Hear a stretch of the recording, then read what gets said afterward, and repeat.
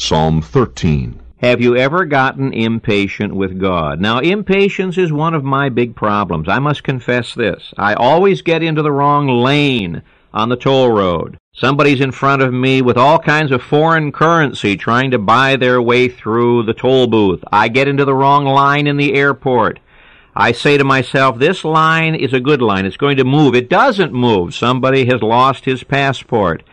God is working on my life in this area of impatience. Now, it's one thing to be impatient with yourself, to be impatient with other people, but when you get impatient with God, watch out. How long, O Lord, wilt thou forget me?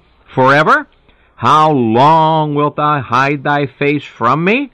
How long shall I take counsel in my soul? How long? How long? 4 times. How long?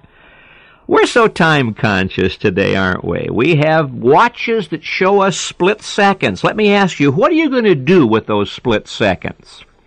You remember the professor who met a Chinese professor in the railroad station, and he took him by the arm and said, "Come on, quick!" And they ran across the station, and they ran through the guard place, and they ran onto the train and sat down panting, and the Chinese professor said, "Why did we do that?" "Oh," he said, "we saved 3 minutes."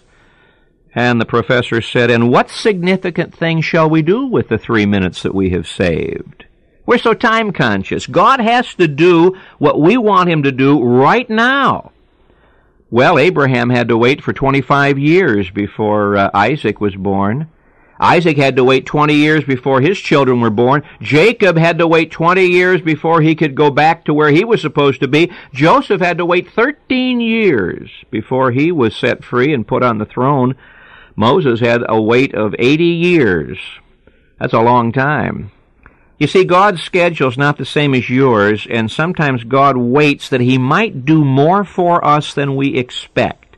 Our Lord waited when Lazarus died, and when he showed up, he brought a greater miracle and received greater glory. The hardest thing to do is to wait on the Lord, but it can be done if you'll just trust him and rest on his word.